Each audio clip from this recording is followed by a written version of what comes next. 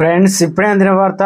కాంగ్రెస్ కీలక ఎమ్మెల్యే ఇంటిపై దాడి, తీవ్ర ఉధృత పరిస్థితులు అంటూ లేటెస్ట్ అప్డేట్ అయితే రావడం జరిగిందండి. ఆ వివరాలు ఏంటనే వీడియో రూపంలో తెలుసుకున్నాం. రెండు పూర్తిగా చూడండి, అప్పుడే కంప్లీట్ ఇన్ఫర్మేషన్ అయితే మీకు అర్థమవుతుంది.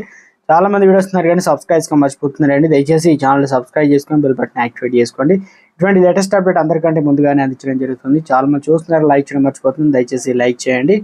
లేట్ చేయకుండా వివరాలకు అయితే వెళ్ళిపోదామండి. ఎమ్మెల్యే ఇంటిపైన ఏ రకంగా దాడి చేశారైందని ఆశా వర్కర్ కార్యకర్తలు కనీసం 26,000 రూపాయలు, అంటే ఇప్పుడు కనీసం తక్కువ జీతం అయితే అందిస్తున్నారు, అవి టైం కూడా ఇస్తలేరు.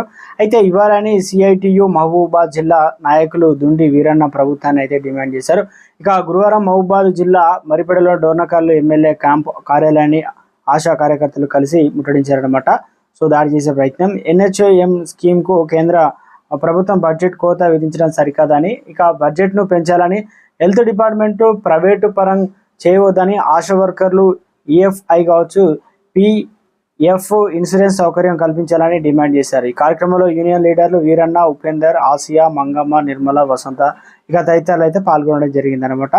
మొత్తం మీద అయితే ఒకసారిగా ముట్టడించే ప్రయత్నం అయితే చేశారు. పోలీసులు అయితే అడ్డుకొని చాకచక్యంగా పరిస్థితిని చేయి దాటిపోకుండా చూస్తారు.